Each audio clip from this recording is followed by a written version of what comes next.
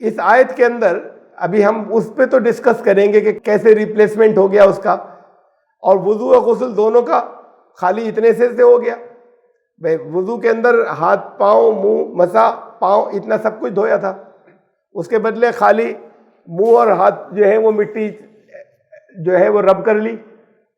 اور غسل کی حاجت تھی، نہانے کی حاجت تھی، تب بھی اتنا ہی تھا کیا، حالانکہ اس میں پورے جسم پہ پانی بہایا جاتا ہے. تو یہ کیسے ریپلیسمنٹ ہوا؟ دین کے اندر جو کچھ بھی بتایا گیا ہے اس میں سے ہر چیز کی کچھ لاجک ہوتی ہے. پھر اس کے بعد یہ سوال آتا ہے کہ دوبارہ اگر پانی نہیں مل رہا تو الٹا اور مٹی مل رہے، اس کی کیا لاجک ہے؟ یہ ایکسپوز پارٹس کے اوپر اس کے اوپر اور مٹی جو ہے ملی جا رہی ہے. اصل میں یہ ایکسپوز پارٹس مٹی لگنے کی وجہ سے نہیں دھوئے جاتے. نارمل ذہن ایسے ہی کام کرتا ہے، اور کبھی برسوں پہلے میں بھی ایسے ہی سمجھتا تھا. Subscribe the channel and press the bell icon to never miss a video. اعوذ باللہ من الشیطان الرجیم، بسم اللہ الرحمن الرحیم.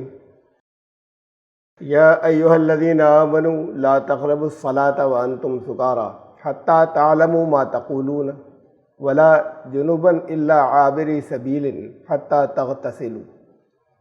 اے ایمان لانے والو، نماز کے قریب بھی مت جانا جب تم نشے کی حالت میں ہو، اس وقت تک کہ جب تک کہ تمہیں یہ علم نہ ہونے لگ جائے کہ تم کیا کہہ رہے ہو زبان سے. اور جب نہانے کی حاجت ہو تو جب تک غسل نہ کر لو تب تک نماز کے قریب مت جانا، سوائے اس کے کہ کسی راستے سے گزر رہے ہو. یہ سورہ نساء کی آیت نمبر 43 ہے. آیت ابھی چل رہی ہے. وَإِن كُنتُم مَرْضَىٰ أَوْ عَلَىٰ سَفَرٍ أَوْ جَاءَ أَحَدٌ مِّنكُم مِّنَ الْغَائِطِ أَوْ لَامَسْتُمُ النِّسَاءَ فَلَمْ تَجِدُوا مَاءً. اگر مریض ہو یا سفر پر ہو، یا تم میں سے کوئی بیت الخلاء سے آیا ہے، رفع حاجت کر کے آیا ہے، یا عورتوں کے پاس گیا اور اس کے بعد پھر اسے پانی نہ ملے، فَتَيَمَّمُوا صَعِيدًا طَيِّبًا فَامْسَحُوا بِوُجُوهِكُمْ وَأَيْدِيكُمْ. تو پھر قصد کرنا پاک مٹی کا اور اس سے مسح کرو یا مل لینا اس سے اپنے چہروں کو اور اپنے ہاتھوں کو. ان اللہ کان عفوا غفورا، بے شک اللہ درگزر فرمانے والا بھی ہے اور مغفرت فرمانے والا بھی ہے. آیت نمبر 43 پھر سے پڑھ رہا ہوں میں. اے ایمان لانے والو، یا ایھا الذین آمنوا لا تقربوا الصلاة وانتم سکارى حتی تعلموا ما تقولون. نماز کے قریب بھی نہ جانا جب تم نشے کی حالت میں ہو، یہاں تک کہ تمہیں یہ علم ہونے لگے کہ تم کیا کہہ رہے ہو. اب ویسے تو پرانے زمانے کی یہ آیت منسوخ آیتوں میں مانی جایا کرتی تھی، اور لوگ یہ سمجھتے تھے کہ پہلے کے دور میں جب نشے کی منادی کا حکم نہیں آیا تھا، یہ تب کی آیت ہے. اس کے بعد نشے کے منادی کا حکم آ گیا تو یہ آیت منسوخ ہو گئی. بات کو پھر یہ سمجھ آ گئی بات کے مفسرین کو کہ آیت میں منسوخی جیسی کوئی بات نہیں ہے. اس کا اس بات سے کوئی تعلق نہیں کہ کب نازل ہو. نشے کے واضح احکامات آ جانے کے بعد یا اس سے پہلے اس سے کوئی فرق نہیں پڑتا. حکم یہ ہے کہ نشہ حرام ہے، لیکن اگر کسی نے نشہ کیا تو اس کا گناہ تو اسے ہوگا، لیکن نشے کی حالت میں نماز کے قریب بھی نہ جائے. یہاں لفظ نشے کے لیے آیا ہے سکر. سکر دماغ کی کیفیت کا نام ہے، اور سکر کو یا نشے کو قرآن نے ڈیفائن کر دیا ہے. قرآن نے کہا کہ جب زبان سے جو کچھ کہہ رہے ہو، جب وہ اس کا کمپریہنشن ہونے لگے، جب دماغ اسے سمجھنے لگے اور تمہیں یہ علم ہونے لگے کہ بالکل ایکوریٹ، بالکل صحیح زبان سے کیا ادا ہو رہا ہے، وہ نارمل حالت ہے انسان کی. اور جب کبھی بھی انسان ایسی حالت میں ہو کہ وہ جو کچھ زبان سے کہہ رہا ہے وہ دماغ اسے بہت کلیئر سمجھ نہیں رہا ہے، تو یہ سٹیج جو ہے یہ نشے کی ہوتی ہے. نشہ اس لیے حرام نہیں ہے کہ اس سے کچھ انسان کو سرور آتا ہے، نشہ اس لیے حرام ہے کہ اس سے عقل غائب ہو جاتی ہے. اور اسلام اس بات پر بے پناہ زور دیتا ہے، قرآن اس کی تاکید سے بھرا پڑا ہے کہ ہمیشہ عقل کو حاضر رکھنا ہے، قرآن پر غور کرتے وقت بھی اور نماز کے وقت بھی. تو کوئی بھی ایسی چیز جس سے عقل میں ذرا سی بھی کمی آ جائے، جو نارمل جتنی بھی اس کی عقل ہے کسی انسان کی، وہ نشے کی حالت ہے اور نماز کے قریب نہیں جانا ہوگا. ایسی حالت میں نماز نہیں ہوگی. حتیٰ تعلموا ما تقولون، جب تک تمہیں یہ علم نہ ہونے لگے کہ زبان سے کیا کہہ رہے ہو. نشہ کرنے والے بہت سے کام نارمل کرتے ہوئے نظر آتے ہیں اور وہ کلیم یہ کرتے ہیں اکثر ان میں سے کہ ہمیں تو ذرا بھی نشہ نہیں ہے. اکثر ان میں سے یہ دعویٰ کرتے ہیں، جو بالکل ہی ڈاؤن ہو جائے ان کے علاوہ دوسرے یہ دعویٰ کرتے ہیں کہ نشہ بالکل نہیں، ہمیں کوئی پریشانی کسی کام میں نہیں ہے. دماغ ہمارا پورے طریقے سے حاضر ہے. اچھی گاڑی چلا لیں گے، کلب سے گھر تک آ جائیں گے گاڑی چلاتے ہوئے، دوسرے اور بہت سے کام کر لیں گے، لیکن جب زبان کھولتے ہیں تو پکڑے جاتے ہیں. وہ یہ سمجھتے ہیں کہ بڑے سینس کی باتیں کر رہے ہیں، وہ یہ سمجھتے ہیں کہ بڑے عقل کی بڑی نارمل باتیں کر رہے ہیں.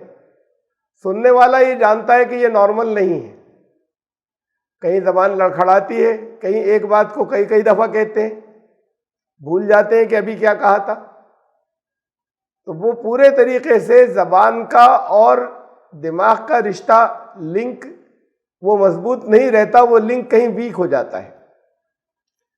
تو یہ وہ لنک جیسے ہی ویک ہوا کہ زبان جو کچھ کہہ رہے ہیں اسے دماغ بالکل اچھے طریقے سے سمجھ نہ سکے، یا دماغ کا پورے طریقے سے کنٹرول اس کے اوپر نہ ہو کہ زبان سے کیا نکل رہا ہے.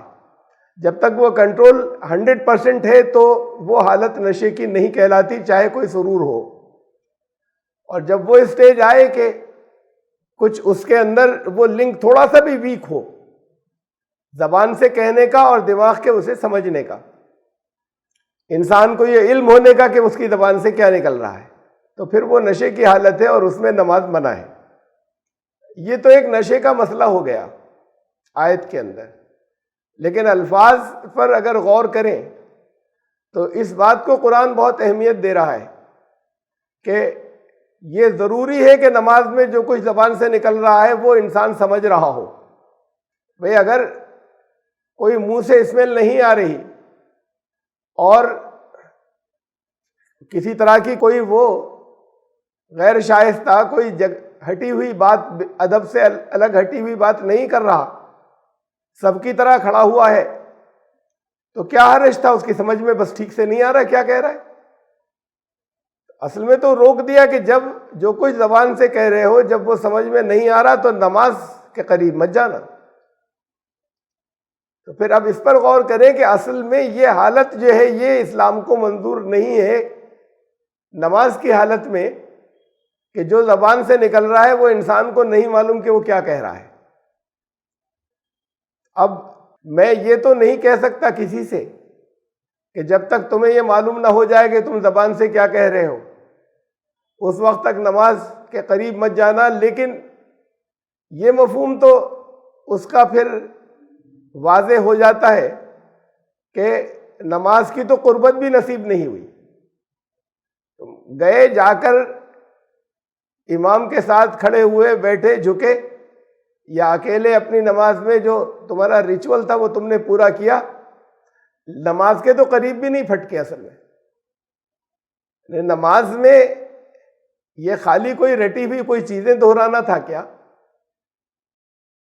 یہ معلوم ہونا چاہیے تھا کہ کیا زبان سے نکل رہا ہے. دونوں کیسز میں اگر اپنی نماز ہے تو، اور اگر امام تلاوت کر رہا ہے تو امام کی زبان سے کیا نکل رہا ہے یہ معلوم ہونا چاہیے۔ بڑی تعداد ایسی ہے جسے یہ نہیں معلوم ہوتا، اسے خالی ایک نشے کی آیت خالی سمجھ لیتے ہیں، لیکن اسے دیکھیں نا نشہ کیوں بنا تھا۔ اگر کوئی بہکے قدم نہیں تھے، کوئی اس کے پاس سے بدبو نہیں آ رہی تھی، دیکھنے میں سوبر تھا سامنے سے، تو اسے کیوں روک دیا نماز سے؟ اصل میں وہ حالت یہ ہے جس کے اندر جو کچھ کہہ رہا ہے انسان، جو زبان سے نکل رہا ہے، جب وہ سمجھ میں نہ آ رہا ہو، جب وہ دماغ اس کو پورے طریقے سے اپنی گراسپ میں نہیں لے رہا ہو، تو یہ حالت اسلام کو منظور نہیں ہے اللہ کے سامنے کھڑے ہونے کے لیے۔ یہ بڑی اہم بات ہے غور کرنے کی۔ لوگ کہتے ہیں کہ بڑی تعداد آتی نہیں، عربی کیوں نہیں آتی، یہ تمہارا قصور ہے نا۔ میں نے پہلے بھی کہا تھا، یہ کچھ دن پہلے یہ آیت آ گئی تھی جمعے کے خطبے میں کہ کسی لینگویج کا کوئی ڈپلوما کرنا ہو، فرینچ کا ڈپلوما کرنا ہے، جرمن زبان کا ڈپلوما کرنا ہے، اس لیے کہ اچھا جاب مل جائے گا وہاں۔ سال بھر کا ڈپلوما ہوتا ہے، بڑے ٹھاٹ سے جرمن آ جائے گی، بڑے ٹھاٹ سے فرینچ آ جائے گی سال بھر میں، اور سال بھر میں صبح سے شام تک تھوڑی پڑھتے رہیں گے، وہ تو وہی ایک ہی پیریڈ ہوتا ہے، تھوڑی سی بات کو پریکٹس کر لیں گے اور اس میں سال بھر میں آ جائے گی۔ تو اگر سال بھر میں لینگویج ایسے کوئی آ جاتی ہے نہیں، تو پھر قرآن کی لینگویج کیوں نہیں آ سکتی؟ اس کے بھی سکھانے والے موجود ہیں، اس کے بھی ٹیکنیکس دینے والے موجود ہیں، اس کی ٹیکنیکس ہیں کہ سمجھ میں آ جائے۔ سال بھر سے زیادہ نہیں لگے گا کہ قرآن کہاں سے پڑھ رہے ہیں، اتنی عربی آ جائے گی کہ سمجھ میں آنے لگے اس کی میننگ۔ تو یہ کیوں نہیں کر سکتے؟ یہاں سمجھتے ہیں اس سے فائدہ ہوگا، اس سے اچھا جاب ملے گا، اس لیے اسے کر لیتے ہیں، اس کا کوئی فائدہ نہیں سمجھتے۔ اصل بات یہ ہے کہ نماز کے لیے بڑی اہم بات یہ بہت واضح یہاں پر اس آیت کے اندر کر دی کہ سب طرف سے کٹنے کے بعد تمہارا اللہ سے کلام کیا چل رہا ہے، کنورسیشن کیا ہے، امام کی طرف سے کیا بات آئی ہے، تمہاری زبان سے کیا بات نکلی۔ جب تمہیں معلوم ہی نہیں، جب معلوم ہی نہیں تو تم وہاں نہیں ہو۔ کسی جلسے میں کوئی بیٹھا ہو اور کوئی اسپیکر کسی فارن لینگویج میں بولنا شروع کر دے جو اسے نہیں آتی، تو چند منٹ تو ادھر توجہ کرے گا، اس کے بعد اس کے لیے ممکن نہیں کہ ادھر کنسنٹریٹ کر لے، چاہے ادھر ہی دیکھتا رہے، ادھر ادھر نہیں دیکھے، لیکن دماغ دوسری طرف جائے گا، خیالات دوسری طرف منتشر ہوں گے۔ یہی سب لوگ کہتے ہوئے آتے ہیں کہ وہ نماز میں ادھر ادھر ذہن بھٹکتا ہے۔ ذہن تو بھٹکے گا جب تمہیں معلوم نہیں کہ تمہارے امام کی زبان سے کیا نکل رہا ہے یا تمہاری زبان سے کیا نکل رہا ہے۔ جب تمہیں نہیں معلوم تو ذہن تو بھٹکے گا۔ تو نہیں معلوم کوئی ایکسکیوز نہیں ہے۔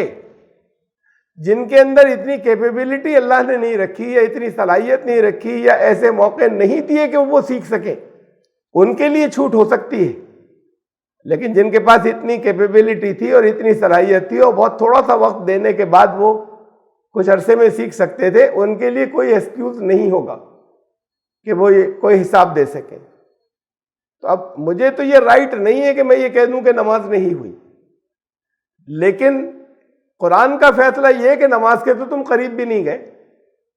اگر تم ایسی حالت میں تھے کہ تمہاری زبان سے وہ نکل رہا تھا جسے تم نہیں جانتے، حتی تعلموا ما تقولون۔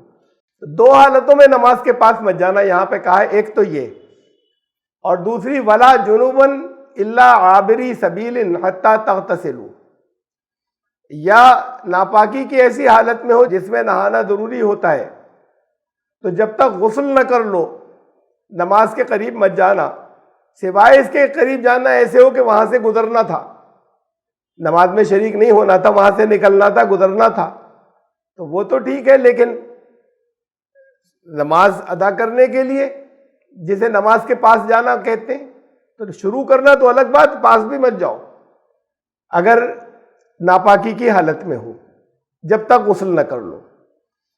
اب دیکھیے دو حالتیں ہیں، یہ بڑی اہم بات ہے، ابھی آیت چل رہی ہے یہ، اس میں دو شکلیں بتائیں کہ نماز کے قریب مت جانا۔ ایک تب جب تمہاری ذہنی کیفیت ایسی ہو کہ جو کچھ زبان سے کہہ رہے ہو وہ اسے عقل سمجھ نہیں رہی ہے، تم نہیں جانتے کہ وہ زبان سے کیا نکل رہا ہے، نماز کے قریب مت جانا۔ جب وہ کیفیت دور ہو جائے پھر اس کے بعد نماز ہوگی، نہانا نہیں ہوگا۔ لیکن یہ ایک ناپاک، یہ جو حالت ہے جس میں نہانا ضروری ہے، جنبی ناپاکی کی حالت، اس کے اندر جب تک غسل نہیں کر لو نماز کے پاس مت جانا۔ ایک چیز ان دونوں میں کامن ہے کہ جب کبھی کوئی سیکسول ڈسچارج ہوتا ہے تو دماغ اس کے اندر لگتا ہے، بلڈ رش کرتا ہے دماغ کی طرف، اور دماغ کے اندر ایک حصہ ایسا ہوتا ہے جہاں سے فیصلے کیے جاتے ہیں، جہاں سے ڈیسیشنز لیے جاتے ہیں، جہاں لاجکس ہوتی ہیں، جہاں ترک ہوتے ہیں، جہاں سوچنے اور سمجھنے اور انڈرسٹینڈنگ کی چیزیں ہوتی ہیں، وہ حصہ جو ہے وہ منیمم کیپیسٹی کے اوپر آ جاتا ہے یا شٹ آف ہو جاتا ہے اس وقت۔ تو وہ بھی حالت ایسی ہو گئی، یعنی یہ چیز دونوں کے اندر کامن ہے۔ نشے کی حالت میں تھے تو، یا جو سیکسول ڈسچارج ہے اس حالت کے اندر جب وہ حصہ بند ہو جاتا ہے، اور یہ سورہ مائدہ میں بھی آیا ہے، وہاں پہ وَإِن كُنتُمْ جُنُبًا فَاطَّهَّرُوا، تو پھر پاک ہونا، پہلے طاہر ہونا۔ اب یہ شرط وہاں پر نہیں تھی، وہ نشہ گیا اور نماز میں جا سکتے ہیں، نشہ ختم ہو گیا۔ یہاں بھی یہ اسی طرح کی کیفیت ہوئی تھی کہ دماغ بند ہو گیا تھا۔ یہ دماغ میں یہ حصہ ہوتا ہے، اس جگہ یہ ایرو بنا ہوا ہے جو وائٹ سا آپ کو نظر آ رہا ہوگا پکچر میں، لیٹرل آربیٹو فرنٹل کورٹیکس۔ یہ پارٹ جو ہے یہ سیکس کے دوران دماغ کا یہ وہ پارٹ ہے جو جسے لاجیکل پارٹ کہتے ہیں، یہ شٹ آف ہو جاتا ہے تقریباً، یا بہت کم کیپیسٹی پہ کام کرتا ہے۔ تو یہاں سے فیصلے ہوتے ہیں سارے، صحیح اور غلط جو ہے اس کی تمیز یہاں سے ہوتی ہے، ریزنز اور لاجک بھی اسی جگہ سے ہوتی ہے۔ تو یہ حصہ بند ہو جاتا ہے اس وقت، سیکس کے وقت۔ اب یہ حالت تو دونوں میں ہوئی، نشے کی حالت میں بھی ہوئی کہ دماغ کا وہ حصہ جو لاجک سے متعلق تھا بند ہو گیا، اور سیکس کی حالت میں بھی ایسا ہی ہوا۔ وہاں پر نہانے کو نہیں کہا، جب تمہاری سمجھ میں آنے لگے منہ سے کیا کہہ رہے ہو تو پھر نماز میں شریک ہو جانا، شریک ہو سکتے اس سے پہلے نہیں۔ لیکن یہاں پر یہ کہا کہ غسل کرنا ہوگا، یعنی وہ حالت تو ظاہر ہے کہ جب ختم ہو جائے گی پھر انسان کا دماغ اپنی نارمل کیپیسٹی کے اوپر آ گیا، یہ کام کرنے لگا، یہ فرنٹل کارٹیکس جو ہے۔ لیکن ابھی غسل بھی کرنا ہے، یا طاہر ہونا ہے یا پاک ہونا ہے، دونوں کے اندر اتنا فرق ہے۔ تو فرق جو ہے وہ اس جگہ ہے کہ جو نشے کی کوئی بھی چیز کسی بھی طریقے سے لی جاتی ہے وہ اپنے آپ میں ناپاک نہیں ہوتی۔ آپ اس کے دوسرے یوز کر سکتے ہیں، آپ پرفیوم بنا سکتے ہیں، آپ دوسرے کاموں میں لا سکتے ہیں، وہ اپنے آپ میں کوئی چھونے میں استعمال کرنے میں اس کا کنزمپشن، اس کا اورل کنزمپشن، اس کو کھانا یا پینا وہ منع ہے جس سے نشہ ہوتا ہے، ورنہ وہ اپنے آپ میں کوئی چیز ناپاک نہیں ہے۔ اور یہاں سیکس کے دوران چونکہ ناپاکی بھی ایک جسم ناپاک بھی ہوتا ہے، ناپاکی لگ بھی جاتی ہے جگہ جگہ، اور پھر اسے ہم آگے اور ڈسکس کریں گے کہ اندر سے جو فلوئڈز ڈسچارج ہوتے ہیں کسی بھی طرح کے ہوں، وہ چاہے یورینیشن کے وقت ہوں، چاہے وہ اسٹولز کے وقت ہوں، اندر سے سالڈز ڈسچارج ہوں یا لیکوڈ ڈسچارج ہوں یا گیس ڈسچارج ہوں، اس حالت کے اندر انسان کو تو ریلیف ہو جاتا ہے، ڈسچارج کے بعد ریلیف ہو جاتا ہے، لیکن ایک درمیان میں تھوڑی سی کیفیت بے چینی کی آتی ہے، بہت معمولی سی، جو یورینیشن کے یا بابلز جسے ہم لیٹرن کہیں اس وقت بھی بہت انکمفرٹ، اس کے بعد انسان کو ریلیف ہو جاتا ہے۔ یہ کیفیت اس میں بہت زیادہ ہوتی ہے سیکس کے موقع پہ، اس کے بعد پھر انسان نارمل ریلیف کی پوزیشن میں آ جاتا ہے۔ ان ساری پوزیشنز کے اندر کہیں وضو کرنا ہوتا ہے، کہیں غسل کرنا ہوتا ہے، تو اس کو ہم ابھی آگے جا کے اور ڈسکس کریں گے۔ لیکن فرق دونوں جگہ پر نشے میں دماغ کے اس حصے میں بند ہونے کے ساتھ ناپاکی شریک نہیں ہے، یہاں پر ناپاکی بھی شریک ہے، تو کہا پہلے پاک ہونا پھر نماز کے لیے آؤ گے۔ دماغ تو اپنی جگہ پہ نارمل ہو جائے گا، لیکن جب تم غسل کر لو گے، نہا لو گے، اس کے بعد اسنان کرنے کے بعد آنا۔ وَإِن كُنتُم مَّرْضَىٰ أَوْ عَلَىٰ سَفَرٍ أَوْ جَاءَ أَحَدٌ مِّنكُم مِّنَ الْغَائِطِ أَوْ لَامَسْتُمُ النِّسَاءَ فَلَمْ تَجِدُوا مَاءً، اور اگر بیمار ہے یا سفر پر ہے یا کوئی اپنی ضرورت پوری کر کے رفع حاجت کر کے آیا ہے یا لیٹرن سے آیا ہے یا عورتوں کے ساتھ میں ریلیشن شپ کسی لیڈیز کے ساتھ میں رہی، اور پھر اگر پانی نہ ملے، اگر پانی نہ پاؤ، فلن تجدوا ماءً فتیمموا صعیدا طیبا، تو پھر پاک مٹی سے تیمم کہتے ہیں پوچھ لینا یا مل لینا ہلکے سے، اسے تیمم کہتے ہیں یا اسے مسح کہتے ہیں۔ فامسحوا بوجوہکم، تو پھر اسے مل لینا یا پوچھ لینا اپنے چہروں کو اس سے اور اپنے ہاتھوں کو۔ اب یہ بھی ذرا سی بہت عجیب سی بات ہے کہ باڈی کے پارٹس جو ہیں، پہلے ایک آیت ذرا سا یہی کہ دیکھیے اس کے اندر مکس اپ تھا، آیت کے اندر وضو اور غسل، یہ کوئی بہت کلیئر نہیں تھا آیت کے اندر۔ یہ تھا کہ جب تم ایسا کرو کہ پانی نہیں ملے یا لیڈیز کے ٹچ میں رہے ان کی ریلیشن شپ کے اندر، یا تم لیٹرین سے آئے تو پھر اور پانی نہ ملے تو دونوں حالتوں میں تیمم کر لینا، لیکن ڈیٹیل نہیں تھی وضو کی۔ یہاں پر یہی بات کہی گئی ہے لیکن وضو کی ڈیٹیل کے ساتھ میں کئی سورہ مائدہ میں سورہ نمبر 5 میں، یا ایھا الذین آمنوا، اے ایمان لانے والو، اذا قمتم الی الصلاۃ، جب تم صلاۃ کے لیے کھڑے ہو، فاغسلوا، تو دھو لینا، وجوہکم، اپنے چہروں کو، وایدیکم، اپنے ہاتھوں کو پورے، الی المرافق، کوہنیوں تک، وامسحوا برؤوسکم، اور مسح کرنا اپنے سر کا یا اس کے اوپر ہاتھ پھیرنا، مل لینا، وارجلکم الی الکعبین، اور ٹخنوں تک پیروں کو بھی۔ یہ وضو کا ایک پروسیجر جو فرائض تھے وضو کے وہ بتائے۔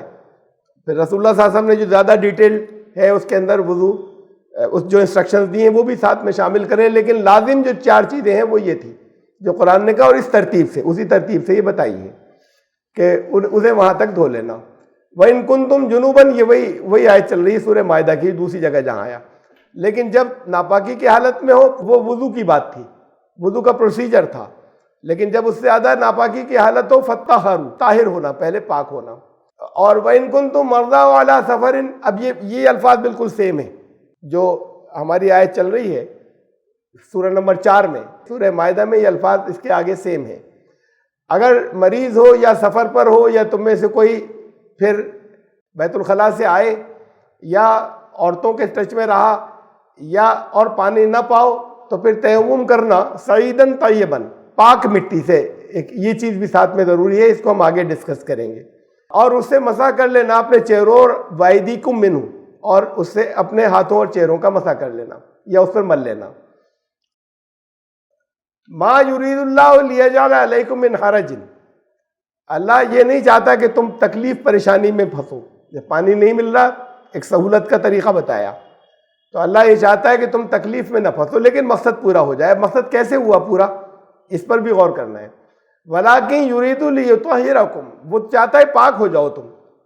پاک کیسے ہو گئے؟ اس سے، مٹی سے، پانی سے تو سب کی سمجھ میں آ جائے گا کہ بھئی اشنان کر لیا، نہا لیے، پاک ہو گئے۔ وَلِيُتِمَّ نِعْمَتَهُ، تاکہ اللہ تمہارے لیے اپنی نعمتیں پوری کر دے تمہارے اوپر، علیکم لعلکم تشکرون، اور اس سے تمہیں شکر ادا کرنا آ جائے۔ تو اب اس میں اس آیت کے اندر ابھی ہم اس پہ تو ڈسکس کریں گے کہ کیسے ریپلیسمنٹ ہو گیا اس کا، اور وضو اور غسل دونوں کا خالی اتنے سے ہو گیا۔ بھائی وضو کے اندر ہاتھ، پاؤں، منہ، مسا، پاؤں، اتنا سب کچھ دھویا تھا، اس کے بدلے خالی منہ اور ہاتھ جو ہے وہ مٹی جو ہے وہ رب کر لی، اور غسل کی حاجت تھی، نہانے کی حاجت تھی، تب بھی اتنا ہی تھا کیا، حالانکہ اس میں پورے جسم پہ پانی بہایا جاتا ہے۔ تو یہ کیسے ریپلیسمنٹ ہوا، کیسے پاک، ابھی اسے بات کو، ابھی اس کے اندر وضو کی آیت آئی تھی سورہ مائدہ میں، یہ مین آیت نہیں تھی آج کے درس کی، لیکن میں نے ساتھ میں سپورٹنگ آیت کے طور پہ اسے رکھا۔ اس آیت میں شیعہ اور سنیوں کے درمیان وضو کے پروسیجر میں اختلاف ہے۔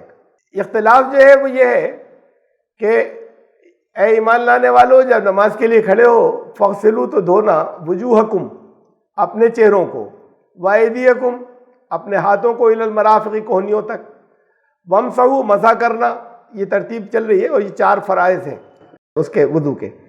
اپنے سر کا مسح کرنا، ہاتھ اس کے اوپر مل لینا، وَأَرْجُلَكُمْ إِلَى الْكَعْبَيْنِ، اور اپنے پیروں کو ٹخنوں تک. یہاں پر دھونا نہیں لکھا ہوا، اپنے پیروں کو ٹخنوں تک. لفظ دھونا اس سے پہلے نہیں آیا. دھونا پہلے آیا تھا، دھونا چہروں کو اور کونیوں تک ہاتھوں کو، اس کے آگے آیا مسح کرو اور پیروں کو ٹخنے تک. تو شیعہ یہ کہتے ہیں، شیعہ کہ پیر کا دھونا وضو کے اندر ضروری نہیں ہے. ضروری کیا مطلب؟ جو بتایا ہی نہیں قرآن نے، اننیسیسری ہے. یہ تو ایسا ہے کہ جیسے اللہ کی بتائی ہوئی بات کے اوپر کوئی ایڈیشن کر رہے ہیں اپنا. کوئی دھو لے اتفاق سے تو الگ بات ہے، لیکن اصولاً سوچ کر دھونا نہیں چاہیے، بلکہ وَامْسَحُوا بِرُؤُوسِكُمْ، مسح کرنا اپنے سروں کا، وَأَرْجُلَكُمْ، اور اپنے پیروں کا ٹخنوں تک. پیروں پر وضو میں شیعہ مسح کرتے ہیں، پیروں کو دھوتے نہیں ہیں وضو میں. دیکھیں قرآن نے یہ بات ایسے ہی کہی ہے، بظاہر ایسے ہی لگ رہا ہے کہ ایسے کہی ہے، لیکن قرآن کے اندر یہ انداز جگہ جگہ ہے کہ کوئی ورب پہلے آ گیا کوئی، اور اس سے بعد کی بات کا اس سے تعلق ہوتا ہے کہ دوبارہ ورب کو ریپیٹ نہیں کیا جاتا. یعنی اگر یہاں پر فغسلوا پھر لاتے کہ دھو اپنے پیروں کو ٹخنوں تک، تو وہ یہاں پر ہڈن ہے. کیسے مانا جائے کہ ہڈن ہے؟ اس لیے کہ اس سے پہلے مسح کا ذکر آیا، سر کا مسح اور پیروں کا ٹخنوں تک. الفاظ یہ ہیں وَامْسَحُوا، مسح کرو، بِرُؤُوسِكُمْ، اپنے سروں کا، وَأَرْجُلَكُمْ، اور اپنے پیروں کو، ٹخنوں تک، إِلَى الْكَعْبَيْنِ. تو یہ کیسے مانا جائے کہ دھونا تھا یہاں پر؟ یہ تو وہ مسح کی بات چل رہی ہے، اب وہ مسح ہی جاری ہے آگے. اس سے پہلے آیا تھا دھونے کا ذکر، اس سے اس کا تعلق کیوں ہوگا؟ عربی زبان کے اندر یہ خالی زبر زیر پیش جسے ماترا کہتے ہیں، اس سے بڑا فرق پڑ جاتا ہے. دیکھیے جب یہ جو آیا وَامْسَحُوا بی میں نے ساتھ، اب بِرُؤُوسِكُمْ، اپنے سروں کے ساتھ مسح کرنا، وہی بھی یہاں پہ بھی مانا جائے گا چھپا ہوا اگر مسح کی بات کہیں. وَامْسَحُوا جب بے آتا ہے تو اس کے بعد آگے جو ناؤن آتا ہے اس میں زیر لگتا ہے، چھوٹی ای کی ماترا، تو وہ آگے ہوتا اگر وَامْسَحُوا بِرُؤُوسِكُمْ وَبِأَرْجُلِكُمْ، اگر یہ چھپا ہوا ہوتا تو ارجلکم ہوتا، ارجلکم نہیں ہوتا، لام پر زبر نہیں ہوتا. تو اس کا مطلب اس کا تعلق اس مسح والے حصے یا بے زیر بے سے نہیں ہے. اوپر دیکھیے جو آ رہا ہے وجوہکم، وجوہ زبر ہے، وَأَيْدِيَكُمْ زبر ہے، ایدیکم نہیں ہے، وجوہکم نہیں ہے. تو یہ غسل جہاں پر چل رہا ہے یہ اس سے متعلق ہے، وَأَرْجُلَكُمْ لام پر زبر ہے. تب یہ ٹیکنیکل اور لینگویج کی بات ہے، نہیں ہر ایک کی سمجھ میں آئی ہوگی جو عربی جنہیں نہیں آتی، لیکن اس کے معنی اس لیے یہ ایسے ہوتے ہیں. یہ ایک الگ بات ہے کہ جو تواتر سے جو چلا آ رہا ہے رسول اللہ صلی اللہ علیہ وسلم سے جو طریقہ چلا آ رہا ہے اس کے اندر دونوں پیروں کو دھونا، بلکہ ذرا سا حصہ بھی اگر کمی رہ گئی دیکھ لیا تو کہا کہ دوبارہ دھو، تمہارے پیر ٹھیک سے نہیں دھلے. اگر کسی کا دیکھا کہ کوئی حصہ خشک رہ گیا تو ایسے دھونا تھا. لیکن ان کے یہاں روایات میں بھی فرق ہے. شیعہ روایات کے اندر یہ ایسے ہی ہے کہ پیروں پہ مسح کیا جائے گا، یا ان کے یہاں جو حدیثیں آتی ہیں. تو بہرحال گرامر کے اعتبار سے یا لینگویج کے اعتبار سے قرآن جو کچھ کہہ رہا ہے وہ یہ کہ یہاں پر دھو لینا جو ہے وہ محذوف ہے، یا جسے ہم ہڈن کہہ لیں وہ ہے، اس لیے کہ اس کے آگے جو ناؤن آیا اس کے اوپر زبر ہے اور زیر نہیں ہے. تو اس کا تعلق مسح سے نہیں ہے، اس کا تعلق اس سے پیچھے جو ناؤن گزرا اس سے ہے. اس کی مثال اور میں دکھاؤں، قرآن شریف میں بہت سی مثالیں ہیں کہ پہلے کوئی ورب آیا تھا اس کے ساتھ میں ناؤن کا تعلق درج. دیکھیے جیسے ایک یہ آیت ہے سورہ نمبر 60 آیت نمبر 8، لا ینہاکم اللہ عن الذین لم یقاتلوکم فی الدین. ابھی اس کو ہم اسی ترتیب سے لفظی ترجمہ کر رہے ہیں. اللہ تمہیں ان لوگوں سے نہیں روکتا، ان لوگوں کے بارے سے منع نہیں کرتا جنہوں نے دین کے معاملے میں تم سے لڑائی نہیں کی. وَلَمْ يُخْرِجُوكُم مِّن دِيَارِكُمْ، اور تمہیں تمہارے گھروں سے نہیں نکالا، ان سے نہیں روکتا. وَلَمْ يُخْرِجُوكُم مِّن دِيَارِكُمْ أَن تَبَرُّوهُمْ، کہ تم ان کے ساتھ نیکی کرو. اب یہ کہ تم ان کے ساتھ نیکی کرو اس سے پہلے پھر آنا چاہیے تھا کہ اللہ نہیں منع کرتا کہ تم ان کے ساتھ نیکی کرو، یہ نہیں آیا. یہ پہلے آ چکا ہے. اب اگر جب نہیں آیا تو اس کو ایسے بھی مانا جا سکتا تھا کہ جن لوگوں نے تمہیں گھروں سے نہیں نکالا، جن لوگوں نے تم سے دین کی وجہ سے لڑائی نہیں کی اور اس لیے نہیں کی کہ تم ان کے ساتھ نیکی کرو، تو اللہ ان سے نہیں روکتا. تو اب یہ معنوں میں فرق ہو گیا. لیکن یہ یہاں پر یوں سمجھ لیں کہ یہ بریکٹ میں نے یہاں پر لگا دیے ہیں آگے نیکسٹ لائن میں ترجمے میں، کہ یہ یہاں پر محذوف ہے. یہ پھر دوبارہ اللہ تمہیں اس سے منع نہیں کرتا کہ تم ان سے بھلائی کا کام، ان کے ساتھ میں اچھا سلوک کرو جنہوں نے تم سے لڑائی نہیں کی ہے. اللہ تمہیں اس سے نہیں روکتا کہ تم ان کے ساتھ بھلائی کرو اور ان کے ساتھ انصاف سے پیش آؤ. تو یہ بریکٹ میں مانا جائے گا. لا ینہاکم اللہ جو ہے وہ پھر سے مانا جائے گا یہاں بریکٹ کے اندر. تو وہ ورب یہاں پر جو ہے وہ محذوف ہے. تو یہ مثالیں قرآن میں بہت ہیں کہ وہ پہلے ایک ورب آیا تھا، اس کے ساتھ میں تعلق ہے آگے جو کچھ کہا جا رہا ہے اس کا. بہرحال یہ وضو والی آیت گزری. اب اسے سمجھیں کہ ایک وضو ہے، ایک غسل ہے، ایک تیمم ہے. یہ اب وضو اور غسل کے فرق کو بھی ہم دیکھیں گے، اور یا اس لیے دیکھیں گے کہ وضو اور غسل کیوں کیا جاتا ہے. اب یہ تو ابھی گیا کہ بھئی اگر پیشاب کر کے آئے، لیٹرن ہو کر آئے، وضو کرنا ہے. سوال یہ کیوں کرنا ہے، یعنی یہ بھی ایک لاجک ہے اور اس پر غور ہونا چاہیے کیوں کرنا ہے. گندگی جسم کے کسی بھی حصے پر لگتی ہے، ہاتھ پہ لگ گئی کوئی تو ہاتھ دھو لیا جائے گا، پھر سے وضو نہیں ہوگا. تو اگر گندگی جسم کے اوپر کہیں لگی تھی اور استنجا کر لیا ٹھیک سے اور دھو لیا، تو اب وضو پھر کرنا دوبارہ کیوں ضروری ہے؟ اور ایسی اس حالت کے اندر بھی غسل کرنا کیوں ضروری تھا جو ناپاکی کی جو حالت تھی؟ اور پھر اچھا پانی کا استعمال ہو رہا ہے وضو میں، یہ ایکسپوز پارٹ سارے دھل رہے ہیں، پانی کا استعمال ہو رہا ہے. اور پانی کا استعمال جب ہو رہا ہے تو غسل میں اور زیادہ ہو رہا ہے پوری باڈی کے لیے. تو جب پانی نہیں ملے تو یہ مٹی ملنے کا کیا فلسفہ ہے؟ تو یہ کہ بھئی جیسا حکم ہے ویسا کر لیتے ہیں. ایک بات تو یہ ہوتی ہے، ایک ہر سوال کی کوئی دین کے اندر جو کچھ بھی بتایا گیا ہے اس میں سے ہر چیز کی کچھ لاجک ہوتی ہے، کچھ مصلحتیں ہوتی ہیں، کچھ فائدے ہوتے ہیں، کچھ حکمتیں ہوتی ہیں. کہیں حکمت اگر نہیں بتائی جائے تو حکمت معلوم کرنی چاہیے، اس سے چیزوں کی انڈرسٹینڈنگ زیادہ اچھی ہو جاتی ہے، واضح طور پر سمجھ میں آتا ہے. تو اب یہ دیکھیے کہ وضو جو ہے وہ کن پارٹس کا ہوتا ہے. وضو جب کرتے ہیں تو جسم کے کون سے حصے ہوتے ہیں اس کے اندر؟ نارملی جو کہ کھلے رہتے ہیں ان کو دھویا جاتا ہے وضو میں. اب یہ تو پھر بڑی طوالت ہو جائے گی کہ 5 وقت میں اشنان کر کے آ رہے ہیں یا نہانے جا رہے ہیں. وضو جب کروایا تو جتنے پارٹس نارملی کھلے ہوتے ہیں، نارملی چہرہ کھلا ہوتا ہے، نارملی سر کھلا ہوتا ہے، نارملی ہاتھ کھلے ہوتے ہیں، کبھی تھوڑی سی آستینیں اوپر بھی چڑھی ہوتی ہیں، اور نارملی پیر کھلے ہوتے ہیں. تو کھلے ہونے سے کیا دقت ہے؟ اگر کوئی ناپاکی لگی تھی دھو لیتے اسے. اگر نہیں لگی ناپاکی کوئی اور پھر بھی کہیں پیشاب کر کے آئے تھے، استنجا بھی کر لیا، اب دوبارہ وضو کیوں کرنا ہے؟ اور اتنے ہی پارٹس کو دھونا ہے خالی. اتنے پارٹس کو جو دن میں کئی بار دھلوایا، اس میں جو سمجھ میں آتا ہے انیشیلی جو کوئی سمجھ میں آتا ہے شروع میں، کبھی میرے بھی ایسی سمجھ میں آتا تھا، یہ وہ حصے جس کے اوپر کہیں ڈرٹ یا ریت یا مٹی جو ہے وہ لگ سکتی ہے، باقی تو جسم کورڈ ہے پورا. تو کوئی اور گندگی نہیں لگی بلکہ مٹی چہرے پہ لگ جائے گی، ڈسٹ دھول ہاتھ پیروں پہ لگ جائے گی، ہاتھوں پہ لگ جائے گی، اسے پہ دوبارہ دھو لیا کرو ہر نماز سے پہلے. تو پھر اس کے بعد یہ سوال آتا ہے کہ اگر پانی نہیں مل رہا تو الٹا اور مٹی مل رہے، اس کی کیا لاجک ہے؟ یہ ایکسپوز پارٹس کے اوپر اس کے اوپر اور مٹی جو ہے ملی جا رہی ہے.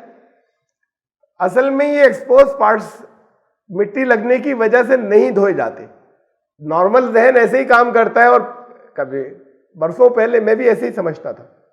اس پر جب اور غور کیا، اس لیے ورنہ یہ کنٹرڈکشن آتا ہے.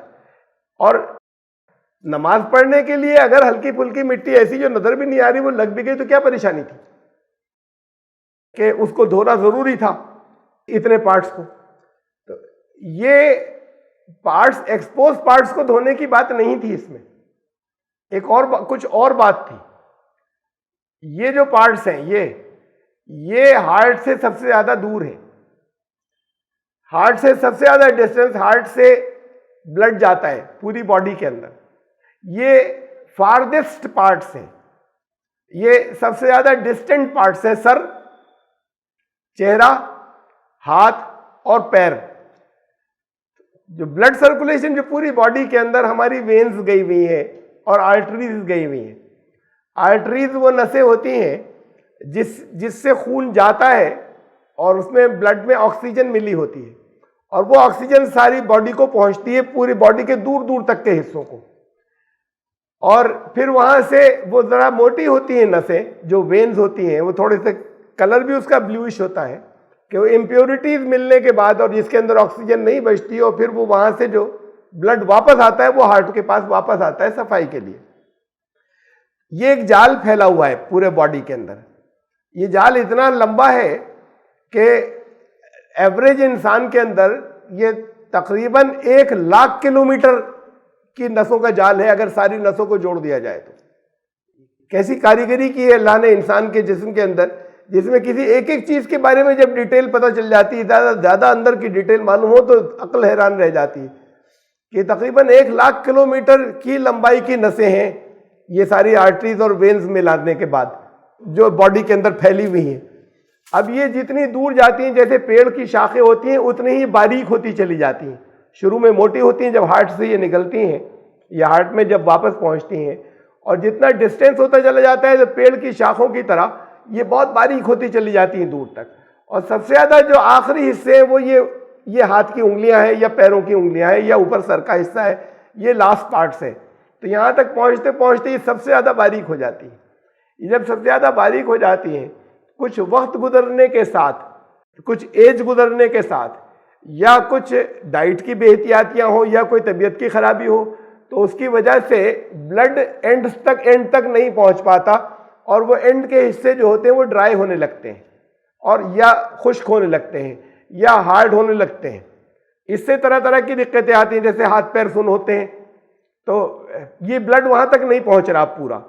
دوسری اور بھی دقتیں ہوتی ہیں، انڈرسٹینڈنگ، دماغ کو پورا بلڈ نہیں پہنچ رہا جتنا پہنچنا چاہیے۔ تو یہ جو سرکولیشن ہے، یہ سرکولیشن افیکٹڈ ہوتا ہے۔ تو یہ سارے پارٹس دھلوائے ہیں، یہ ان کا میسیجنگ ہے، ویٹ میسیجنگ ہے۔ پانی سے ان پارٹس کو مساج کرنا ہے، دن میں کئی بار کرنا ہے۔ تو اب ہر نماز کے وقت میں ایک دفعہ رکھ دیا، ایک لازم ہو گیا کہ دن 5 مرتبہ جو ہے وہ انسان وضو کرے گا۔ وضو کرے گا تو ہاتھوں کو دھوئے گا، وضو کرے گا تو یہ سر کے اوپر دھونا ذرا سی ہر دفعہ دھونے میں دقت ہوتی۔ اس دین نے یہ رکھی ہے یہ بات کہ پریشانی کے اندر لوگ نہ پھنسے اور کام بھی چلے، تو سر کے اوپر ہاتھ پھیر لے، اور باقی پھر ان کی صحیح مساجنگ ہو جائے اور پیروں کی صحیح مساجنگ ہو جائے۔ پھر رسول اللہ صلی اللہ علیہ وسلم نے اور ایڈیشنل کچھ حصے رکھے کہ وہ مسح خالی اتنا کافی نہیں ہے، وضو ہو جاتا ہے اگر خالی اتنا کر لیں تو۔ کانوں کے اندر بھی اس کو رب کریں، یعنی مساجنگ اندر ہو، کانوں کے پیچھے بھی رب کریں، گردن کے پیچھے بھی رب کریں، یہ اتنے حصے کی بھی مساجنگ ہو۔ اگر ایسے نہیں کیا تو مسح ہو جاتا ہے کہ سر کے اوپر خالی ایسے کر لیا تو فرض جتنا تھا وہ پورا ہو گیا، لیکن رسول اللہ صلی اللہ علیہ وسلم نے پروسیجر میں اتنا اور بڑھایا سنت طریقے کے اندر۔ تو یہ سارے وہ حصے ہیں کہ یہ ویٹ میسیجنگ ہے۔ اس سے کیا ہوتا ہے، اس میسیجنگ سے بلڈ ویسلز کا اسٹیمولیشن ہوتا ہے۔ بلڈ ویسلز کہلاتے ہیں یہ جو نالیاں ہیں جو چلتی ہیں، یہ سب ان کو بلڈ ویسلز کہتے ہیں۔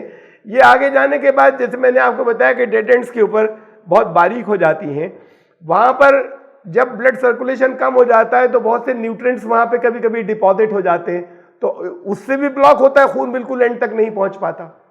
تو اگر پانی ڈفرینٹ ٹیمپریچرز کا، کبھی گرم ہوتا ہے، کبھی ٹھنڈا ہوتا ہے، کبھی کم ٹھنڈا ہوتا ہے، کبھی زیادہ ٹھنڈا ہوتا ہے، کبھی کم گرم ہوتا ہے، کبھی تھوڑا سا زیادہ گرم ہوتا ہے، یہ ڈفرینٹ ٹیمپریچر کا پانی، اور جب اس کو ملا بھی جاتا ہے اور پانی جب گزرتا ہے تو پھر وہ جو نیوٹرینٹس جو اکٹھے ہو جاتے ہیں اینڈز کے اوپر، وہ واپس بلڈ میں شامل ہوتے ہیں، اور پھر بلڈ سرکولیشن کے اندر وہ حصے جو ہیں وہ کلیئر ہو جاتے ہیں، وہ واپس وہ بلڈ میں شامل ہو جاتے ہیں۔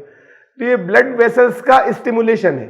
اسٹیمولیشن کہتے ہیں کہ کسی چیز کو جیسے پڑی ہو اس کو ہلا دیا، چونکا دیا، جیسے یہ ایکوپنکچر والے ہوتے ہیں، یہ جو سوئیاں لگاتے ہیں، آپ میں سے کسی نے اگر ایکسپیرینس کیا ہو کبھی، میں نے کیا تو نہیں لیکن دیکھا ہے دوسروں کو، تو وہ بڑی زبردست جھنجھناہٹ ہوتی ہے، بہت زبردست، جہاں جب وہ سوئی تکلیف نہیں ہوتی، جن جگہوں پہ وہ نیڈل لگا کے وہ ہلاتے ہیں تو پورا باڈی کے اندر جیسے کرنٹ دوڑ گیا، یہ جھنجھناہٹ جیسے کرنٹ کی سینسیشن جو ہوتا ہے، یہ سینسیشن آتا ہے، یہ سینسیشن جو ہے اسٹیمولیشن ہے.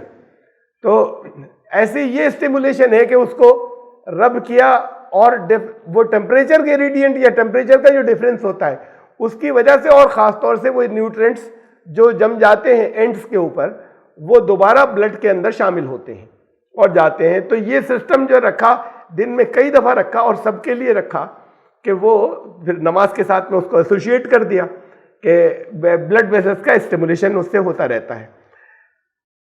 سمپل لاجک تو جو شروع کی تھی ہماری، یا سمپل لاجک تو یہ تھی جب نہیں آتا تھا، جب اتنی باتیں نہیں معلوم تھیں یا غور کی تھیں اس وقت تک، کہ بھئی وضو ہے ایک غسل ہے، زیادہ تر حالتوں میں وضو کرنا ہوتا ہے، ایک خاص حالت کے اندر نہانا ہوتا ہے. تو اس لیے رکھوایا ہے یہ سمپل لاجک ہے. یہ اس لیے کیا کہ یہ منہ ہاتھ تو دھلوانے تھے، بہت سے بیکٹیریاز جو ہوتے ہیں ڈرٹ کو، یا اس کو چھوڑیں ہم، کوئی ڈپازٹ ہو گیا باڈی کے اوپر، سرفیس کے اوپر بہت سے بیکٹیریاز یا کچھ اور، یہ پسینہ جم گیا اس سے پورس بند ہو گئے، تو پانی سے تو دھلوانا تھا، تو زیادہ اچھا تو نہانا ہی ہوتا ہے، لیکن اگر 5 وقت نہانا کر دیا جاتا تو زندگی بہت ٹف ہو جاتی. تو اس لیے جن چیزوں کی انسان کو روز ضرورت پڑتی ہے، یہ پیشاب کرنا یا بابلز یا اسٹولز، تو جو روزانہ ضرورت پڑتی ہے یا کئی دفعہ ضرورت پڑتی ہے، ان میں تو وضو رکھا.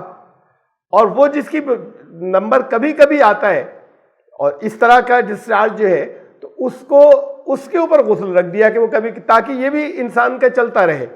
ایسا نہیں ہو، ہر طرح کے مزاج کے لوگ ہوتے ہیں، وہ بھی ہوتے ہیں اپنی پسند سے دن میں ایک سے زیادہ بار نہاتے ہیں، وہ بھی ہوتے ہیں کہ جو کبھی نہانا ہی نہیں چاہتے چاہے جتنے دن گزر جائیں. تو پھر اس لیے کمپلسری ایسے کر دیا تھا. یہ تو سمپل لاجک تھی. پھر اس کے بعد اور جب اس کی جتنی چیزوں کے پر غور کرتے گئے یا اس کی انفارمیشن ملتی گئی یا اسٹڈی یا معلومات ہوتی گئی، تو پھر اس میں اور اس کی ڈیٹیلز آئیں کہ یہ بلڈ ویسلز کا اسٹیمولیشن ہوتا ہے. یہ تو ایک بات ہوئی. دوسری بات جو ہے وہ یہ کہ خالی یہی 2 طرح کی ہماری آرٹریز نہیں ہوتی باڈی میں، یہ بیچ بیچ میں ان کو ایک دوسرے کو ملانے کے بعد اینڈ میں جا کے شارٹ سرکٹ ہوتی ہیں کچھ دوسری نسوں سے. وہ جو ہیں وہ لمفیٹک سسٹم کہلاتا ہے. تو اس میں کیا ہوتا ہے کہ یہ بلڈ تو یہ ریڈ کلر کا جاتا ہے، اور پھر اس کے بعد جب وہ جو پیوریفائڈ ابھی نہیں ہے وہ واپس آتا ہے تو ذرا بلوئش ہوتا ہے. یہ جو ہوتی ہیں جو دونوں کو ملانے والی بیچ میں، اس کے اندر یہ کلر لیس لیکوڈ ہوتا ہے. یہ کلر لیس لیکوڈ جو اس کے اندر ہوتا ہے یہ لمفیٹک سسٹم کہلاتا ہے. اور یہ جو کارپسلز ہوتے ہیں یہ ایمیون سسٹم، باڈی کا ایمیون سسٹم بڑھانے کے لیے یا بیماری سے لڑنے کی جو طاقت جسے کہتے ہیں، قوت مدافعت، وہ بڑھانے کے کام میں آتا ہے. یہ پوری باڈی میں سرکولیٹ کرتے رہتے ہیں. یہ کارپسلز ہیں، یہ پوری باڈی کے اندر لمفیٹک، یہ باقاعدہ ایسا ہے جیسے چوکیداری، دن میں ایک دن میں کئی دفعہ یہ باڈی کے اندر چکر لگا آتے ہیں، اور ان کو کوئی بیکٹیریا ملتا ہے تو کھٹ سے جھپٹتے ہیں اس کے اوپر، اسے ختم کر دیتے ہیں. کیا اللہ نے ایسے ایسے انتظام کیے جس کے اندر جیسے لوگ کہتے ہیں یہ سب خود سے ہو گیا ہے. تو اتنی باریکی کے ساتھ میں، اتنی احتیاط کے ساتھ میں یہ اندر سسٹم رکھا ہے کہ کوئی اگر وائرس ہے، کوئی بیکٹیریا ہے، اس کو ان کو جیسی وہ ملتا ہے وہ اس کو وہیں کل کر دیتے ہیں. یہ ان کا کام یہ ہوتا ہے. یہ چوکیدار ہیں جو دوڑ رہے ہیں اندر. تو یہ سسٹم جو ہے یہ بھی وقت کے ساتھ میں یہ ویک ہو جاتا ہے مختلف وجوہات سے. کبھی ایج کے ساتھ میں ہوتا ہے اور کبھی کسی بیماری کی وجہ سے یا ڈیفرنٹ ریزن سے. تو یہ قوت مدافعت جو ہوتی ہے، سہن شکتی جو ہوتی ہے اس سے لڑنے کی، یا لمفیٹک سسٹم یا امیون سسٹم جو ہے، لمفیٹک سرکولیشن، یہ کمزور پڑ جاتا ہے. جب یہ کمزور پڑ جاتا ہے تو طرح طرح کی بیماریوں کے اٹیک ہونے لگتے ہیں. تو اس کے لیے بہت سے طریقے ہیں. مثلا اس کے لیے یوگا بھی ہے، اس کے لیے اور 5-7 طرح کے علاج ہیں کہ کیا کرنا چاہیے. ایکسرسائزز ہیں، فزیو تھراپی ہے. اس میں یہ ایک ہائیڈرو تھراپی ہوتی ہے جس سے یہ واپس لمفیٹک سسٹم جو ہے وہ بیٹر ہوتا ہے. ہائیڈرو تھراپی کے اندر یہ پیر ہیں، خاص طور سے پیر، وہ پانی کے اندر رکھ کے اور اس کا بھی ٹمپریچر بڑھایا جاتا ہے. یعنی وہ ٹمپریچر گریڈینٹ ضروری ہوتا ہے، اس کا چینج ہونا، ٹمپریچر چینج ہوتا ہے تو پھر اندر ایک باڈی میں اسٹیمولیشن ہوتا ہے اور وہ سرکولیشن بڑھتا ہے. تو یہ ایک کافی دنوں لمبے علاج سے اس کو فائدہ ہوتا ہے, امیون سسٹم بڑھتا ہے. اس کا ہائیڈرو تھراپی کہتے ہیں. یہ آپ جو رائٹ ہینڈ کو اوپر امیج دیکھ رہے ہیں, تو یہ لیفٹ ہینڈ پہ امیج ہے, یہ ساؤنا ہے. یہ ساؤنا باتھ کہلاتے ہیں. یہ پورے پارلر بھی بنے ہوتے ہیں, بہت بڑے بڑے گھر بھی بنے ہوتے ہیں جہاں بہت سے لوگ ہیں ایک ہی جگہ پر. وہاں اندر اسٹیم چل رہی ہوتی ہے. جو بینچز ہوتی ہیں وہ اس کی بنی ہوتی ہیں کہ وہ اس کے اندر پورز ہوں, یعنی جس میں سے اندر سے بھی اسٹیم آ رہی ہو, جہاں بیٹھے ہیں اس جگہ پہ بھی اوپر سے بھی آ رہی ہو. اسٹیم کے بھی ہوتے ہیں. اس کے علاوہ ریڈیشن, ڈفرینٹ ریڈیشن جو ہے ان کی گرمی کے بھی ہوتے ہیں کہ اندر ناقابل برداشت گرمی ہو جاتی ہے, اتنی کہ بس برداشت کر سکیں. اس میں ایک خاص وقت تک رہتا ہے. یہ ساؤنا باتھ کہلاتے ہیں. ان سے بھی یہ سسٹم جو ہے یہ ری ایکوپ ہوتا ہے. یہ لمفیٹک سرکولیشن جو ہے کہ قوت مدافعت یا سہن شکتی انسان کی بیماری سے لڑنے والی, یہ امیون سسٹم جو ہے یہ بیٹر ہوتا ہے.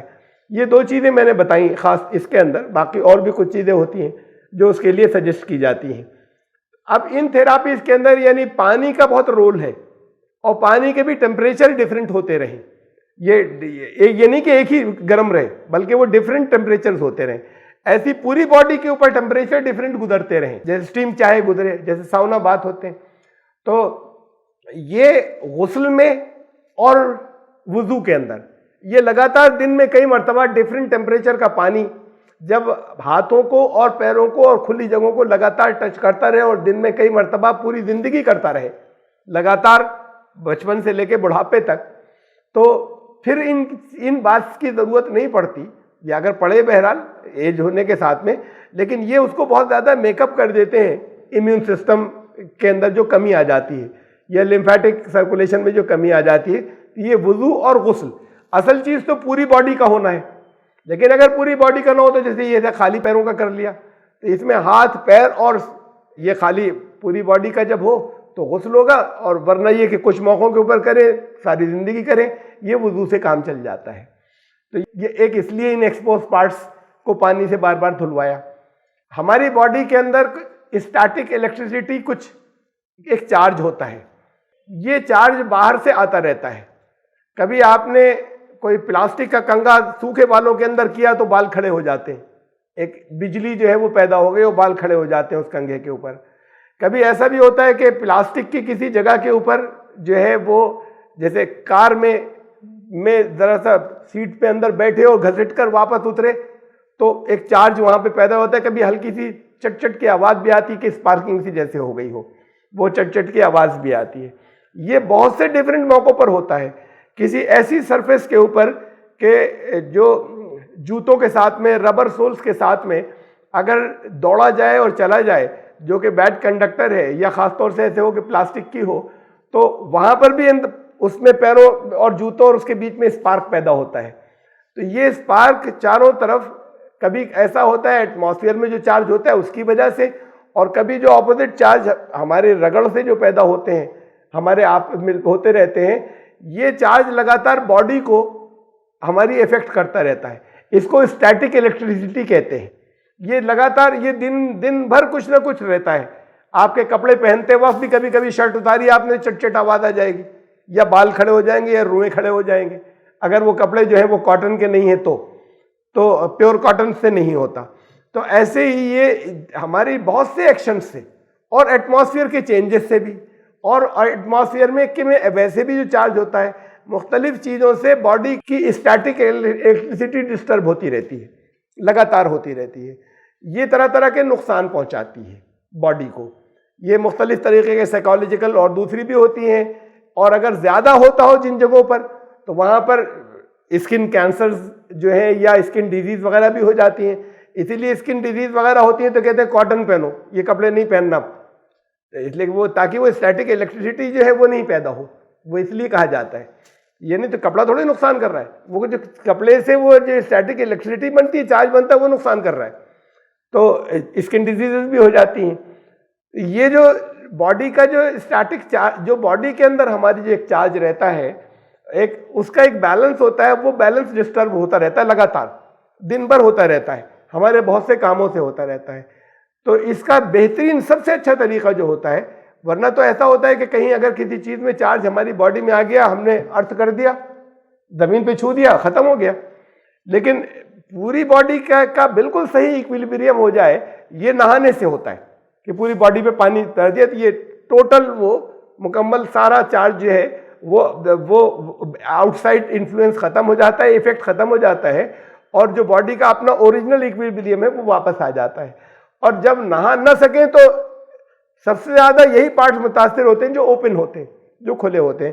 تو ان پر اگر پانی بہا دیا جائے اور ان کو دھو لیا جائے تو بھی وہ اپنی اوریجنل ایکویلیبریم پر یا بیلنس کے اوپر یا توازن یا سنتولن کے اوپر باڈی واپس آ جاتی ہے چارج کے. تو ایک اسٹیٹک الیکٹریسٹی ہے, اس کی وجہ سے دن میں کئی مرتبہ ہاتھ دھونا جو ہے وہ مفید ہوتا ہے. پتہ نہیں کتنی چیزیں ہیں جو معلوم ہوتی جا رہی ہیں, لیکن جس کی وجہ سے یہ چیزیں اللہ نے رکھی تھی, خالی اس لیے نہیں رکھی تھی کہ دھول جم رہی ہے.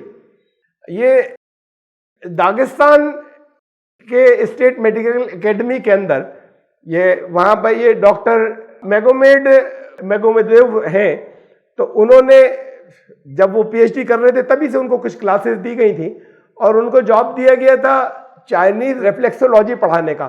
یہ چائنیز بہت پرانا, ہزاروں سال پرانا چائنیز ٹریٹمنٹ ہے کہ جسم کے اندر بہت سے الگ الگ, پورے جسم کے اندر 700 کے قریب اسپاٹس ہوتے ہیں ایسے, کہ وہ اسپاٹس ایسے ہوتے ہیں کہ ان اسپاٹس کو اگر رب کیا جائے یا ان اسپاٹس کو مساج کیا جائے تو جسم کا مختلف طریقے سے فائدہ ہوتا ہے, یا بیماریاں ختم ہوتی ہیں یا ہیلتھ جو ہے وہ ریگین ہوتی ہے. اس کو انہوں نے پورے کو اسٹڈی کیا تھا اور اس کی وہ کلاسز لیتے تھے. اس دوران انہوں نے اس پر غور کرنا شروع کیا, اور وہ چونکہ ان کو اسپاٹس سارے معلوم تھے اور وہ اسے سکھاتے تھے.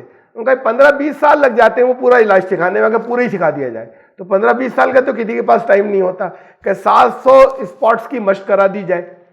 تو اس میں جو موسٹ امپورٹنٹ ہے, جو موسٹ ایگریسو ہے, وہ ہے 66 اسپاٹس, اور 66 اسپاٹس میں سے وضو کے اندر 61 کور ہو جاتے ہیں, 61 اسپاٹس کور ہو جاتے ہیں وضو میں. یہ موسٹ ایگریسو, یعنی جب ان 700 کا کام 66 سے چل جاتا ہے, بہت معمولی سی کسر رہ جاتی ہے چند کچھ پرسنٹ کی, اور باقی میجر کام ان 66 سے چل جاتا ہے. اور اس 66 میں سے 61 پوائنٹس جو ہیں وہ وضو والے پارٹس کے اندر ہیں, اور ان کی میسیجنگ اور ان کی ربنگ کے اندر. تو یہ کہلاتے ہیں بیسز یا BAS, بیولوجیکلی ایکٹیو اسپاٹس, BAS. تو یہ بیولوجیکلی ایکٹیو اسپاٹس جو ہیں, اس میں جو 61 جو ہے وضو کے زون کے اندر ہیں. اب اس کے اندر جو ہے یہ بڑا امپورٹنٹ پارٹ ہیں, یہ گردن کا, یہ جو رسول اللہ صلی اللہ علیہ وسلم نے جو اس میں وضو کے ساتھ میں ایڈ کروائیں, گردن کا یہ حصہ جو ہے اس کا یہ بہت امپورٹنٹ پارٹ ہے, اس کی مساجنگ. کانوں کے پیچھے کا اور یہ حصہ جو ہے یہ بہت امپورٹنٹ ہے, بے حد زیادہ امپورٹنٹ ہے اس کی جو مساجنگ ہے. تو یہ چیزیں رسول اللہ صلی اللہ علیہ وسلم نے ایڈ ساتھ میں کروائیں وضو کے ساتھ میں, اور باقی تو پھر وہ چہرے اور ہاتھوں وہ سب حصے کونیوں تک میں سب چیزیں کور ہو جاتی ہیں, 61 اسپاٹس کور ہو جاتے ہیں. تو یہ اوور آل باڈی کو اپنے صحیح بیلنس کے اوپر لانے اور ایکویلیبریم پر لانے کے لیے جو ڈفرینٹ بیولوجیکلی ایکٹیو اسپاٹس ہیں ان کی میسیجنگ ہوتی رہتی ہے اس طریقے سے وضو کے ذریعے.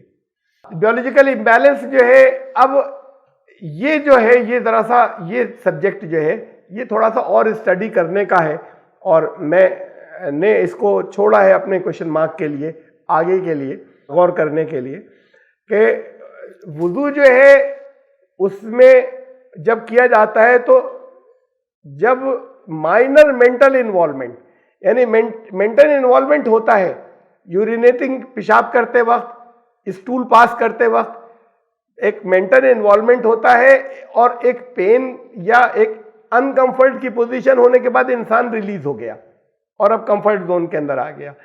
اس سے باڈی کے اندر کچھ بیولوجیکل امبیلنس کچھ ضرور ہوتا ہوگا, مجھے اس کی تفصیل نہیں معلوم, اس لیے کہ یہ لاجکس آ رہی ہیں وضو اور غسل کی دین کے اعتبار سے.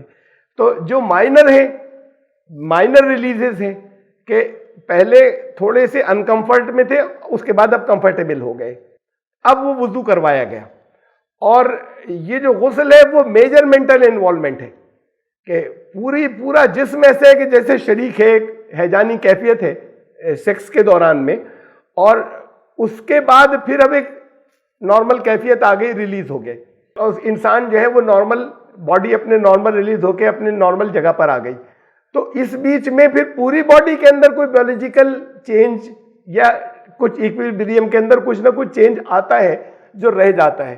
وہ یہ یقین، یہ میں اس پر یہ زیادہ اسٹڈی کرنے کا بھی میں نے پارٹ چھوڑا ہوا ہے کہ اس پر غور کرنا ہے کہ وہ پھر اس لیے اس میں غسل کروایا کہ اس سے باڈی ایکویلیبریم میں آتی ہے. اس میں جب وہ میجر مینٹل انوالومنٹ کے بعد انسان کمفرٹیبل زون میں آتا ہے، اور معمولی مینٹل انوالومنٹ کے بعد، ڈسکمفیچر کے بعد، بے آرامی کے بعد جب آرام کے آتا ہے تو جو باڈی میں جو تھوڑے سے جو بیولوجیکل جو امبیلنس رہ جاتے ہوں گے وہ وضو سے جاتے ہوں گے.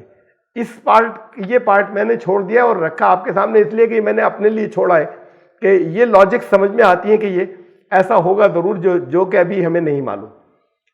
اور پھر اب یہ چیز اور رہ گئی، ابھی ہم نے وضو اور غسل کے بارے میں رکھا کہ اصل میں یہ ایکسپوز پارٹ کو اتنا زیادہ دھلوایا تھا اور کبھی کبھی جو ہے وہ پورا اشنان کروایا تھا.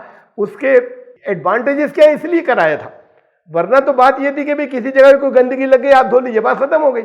اس کے لیے یہ کیا ضروری ہے کہ بھئی وضو کر رہے ہیں نماز کے لیے یا غسل کر رہے ہیں نماز کو جانے کے لیے. تو یہ چیزیں جو کروائی گئی اس لیے کروائی گئی جس کے اتنے ایڈوانٹیجز ابھی تک ہمیں معلوم ہے، جو چیزیں معلوم ہے وہ اس لیے نہیں تھا. تو جب اب اسے سمجھ لیں کہ وہ اس لیے نہیں تھا کہ یہ ایکسپوز پارٹس ہیں، دھول جم جائے گی. دھول کے اندر بھی طرح طرح کی ایک ڈسٹ ہوتی ہے، ایک کلے ہوتی ہے. خاص طور سے کلیز جتنی بھی ہوتی ہیں تقریباً ساری اینشنٹ ٹائم سے استعمال کی جاتی رہی ہیں ہیلتھ پرپس سے. منہ پر لیپ، جسم پر لیپ، طرح طرح کی کلے ہیں، طرح طرح کی مٹیاں ہیں. خاص طور سے وہ مٹیاں جن کا کوئی پیسٹ بن جاتا ہے، یہ جسم کے لیے بہت مفید ہوتی ہیں، بہت زیادہ مفید ہوتی ہیں. یہ بھی وہی کام کرتی ہیں جو پانی کرتا ہے. یعنی یہ تو بیوٹیشینز باقاعدہ لیپ لگاتے ہیں، فیشیلز ہوتے ہیں، پوری باڈی کے اوپر لیپ کرواتے ہیں. نیچروپیتھ پوری باڈی کے اوپر مٹی کے لیپ کرواتے ہیں. تو یہ جو مٹی ہے اس میں اپنے آپ میں ہیلنگ پاور ہوتی ہے. تو یہ جب پانی نہ ملے تو اتنے حصوں کا مسح تمہیں پھر بھی کرنا ہے، لیکن وہ ڈرائی خالی ہاتھ سے میسیجنگ نہیں ہوگی، بلکہ اس کے لیے پھر یہ کہ کلے لے لو اور اس سے میسیجنگ ہو جائے. تو وہ بھی وہی کام کرتی ہے، وہ اسٹیٹک الیکٹریسٹی بھی درست کرتی ہے، وہ جو بلڈ ویسلز کا اسٹیمولیشن بھی کرتی ہے وہ بھی وہی کام کرتی ہیں. اور زیادہ تر مٹیاں جتنی ہیں ان کے اندر ہیلنگ پاور ہوتی ہے. یہ ساتھ میں کہہ دیا تھا سعیدن طیبن، پاک مٹی ہونی چاہیے، یہ ساتھ میں کہہ دیا تھا. تو وہ پاک مٹی اور طیب اصل میں ایسی چیز کو کہتے ہیں، ہم نے ٹرانسلیشن تو میں نے کہہ دیا ہے پاک، لیکن طیب ایسی چیز کو کہتے ہیں جو باڈی کے لیے اچھی بھی ہو، ہیلتھ کے لیے بھی اچھی ہو. پاک خالی ایسے ہی نہیں کہ بھئی گندگی کوئی نہیں لگی ہے. طیب ایسی چیز کہتے ہیں ہولسم، یعنی جو اچھی صحت کے لیے بھی اچھی ہو. تو زیادہ تر کلیز جو ہیں وہ باڈی کے لیے اچھی ہیں. وہ ایسا نہیں کہ تو اس کو دھلوایا نہیں تھا اصل میں یہ تو. اور جب پانی نہیں ملا تو پھر میساجنگ اس سے کر لیں، اس کے بعد بات کو دھو لیں اور پانی سے کر لیں. اس لیے کہ اس کو پرماننٹ نہیں چھوڑا جا سکتا. پانی تو ڈرائی ہو گیا لیکن اس کو ہم پرماننٹ نہیں چھوڑ سکتے. اس کچھ وقت تک کے لیے مفید ہوتی ہے اور اس کے بعد پھر وہ باڈی کے پورس کو بند کرتے ہیں. تو پھر بات کو اسے دھو لیں. تو یہ مٹیاں طرح طرح کی جو ہیں کلے منرلز کہتی ہیں، ان میں اینٹی بیکٹیریل پراپرٹیز ہوتی ہیں. بیکٹیریاز کو کل کرتی ہے مٹی، بجائے اس کے کہ ہم یہ سمجھیں کہ الٹے اس سے کوئی جرمز آ گئے. اگر وہ ڈرائی ہے اس کے بعد اسے ہم نے پیسٹ بنا لیا ہے اور چاہے وہ ڈرائی شکل میں ہی تھی، تو یہ کلے تو خاص طور سے جتنی ہوتی ہیں یہ اینٹی بیکٹیریل پراپرٹیز ہوتی ہیں. تو یہ جو ہے یہ اچھا ان کے جب وہ بند رہتے ہیں تو اندر ایک ہیٹ پیدا ہوتی ہے. جب کور کر لیتے ہیں، ہاتھ کو کور کیا تو معمولی سا ٹمپریچر کا ڈفرینس پیدا ہوتا ہے جو ایٹماسفیئر کے مقابلے میں، جو جسم کی گرمی کے درمیان میں. تو وہ ہیٹ اسٹیمولیشن جو ہوتا ہے اس سے بھی وہ بلڈ سرکولیشن جو ہے وہ دوبارہ شروع ہوتا ہے، جو کہ ہلکے گرم پانی سے ہو جاتا. ریومیٹک یہ جو جوڑوں کے درد ہیں اس کے لیے مٹی کے لیپ اور یہ چیزیں جو ہیں یہ بہت مفید ہوتی ہیں. مٹی جو ہے وہ طرح طرح کے اسکن کے ٹاکسنز یعنی کینسر کو دور کرتی ہے، طرح طرح کی جو اسکن ڈیزیز ہیں انہیں دور کرتی ہے مٹی. تو اگر مٹی کو جو ہے وہ اگر خاص مٹی کی مساجنگ کی جائے یا یہ کہ مٹی کا لیپ جو ہے وہ لگا لیا جائے تو وہ ٹاکسنز کو اسکن سے ایبزارب کرتے ہیں اور اینٹی بیکٹیریل میکینزم کے بھی اس کے اندر ہوتا ہے. یہ اتنی چیزیں ہوتی ہیں کلے یا برتن کے، تو اس لیے اسے یہ کروایا گیا. لیکن یہ تھا کہ پاک مٹی ہو. تو یہ اس لیے یہ فرق تھا وضو کے اندر اور غسل میں، اور ان دونوں کا ریپلیسمنٹ پہ تیمم. تو اب وہ تیمم کے لیے نہیں ہے کہ پوری باڈی کے اندر تو یہ اتنا کافی ہو جاتا ہے ان بیکٹیریاز کو ختم کرنے کے لیے کہ چہروں کو اور ہاتھ کو جو ہے وہ اس کے اوپر ذرا سا میسج کر لیا اس کے ساتھ میں، مٹی کے ساتھ میں، اور پھر اسے جھاڑ دیا ایکسٹرا کو. یہ ایسا نہیں کہ وہ ببود بنا ہوا ہو، بلکہ سنت طریقہ یہ کہ پہلے اسے جھاڑ بھی لیں اور اس کے بعد تھوڑا سا اس سے مساجنگ کر لیں. تو یہ بھی اصل میں اس کا کسی حد تک کام چلاتا ہے، جو کہ واشنگ سے یا دھونے سے جو کچھ چلتا ہے وہ مٹی سے بھی کام ہوتا ہے، کہ اینٹی بیکٹیریل بھی اور مساجنگ بھی اور اسٹیمولیشن بھی. یہ سارے کام اس جب پانی نہیں ملے تو مٹی سے کر لینا، پھر جب پانی مل جائے تو پھر اس پانی کو دوبارہ یوز کرنا. میں اس پہ ختم کر رہا ہوں کہ حدیث کا ایک حصہ ہے جعلت لی الارض مسجدا و طہورا، یعنی نماز زمین پر کہیں بھی پڑھ سکتے ہو. اب یہ نہیں کہ کسی خاص جگہ پر جانا ہے.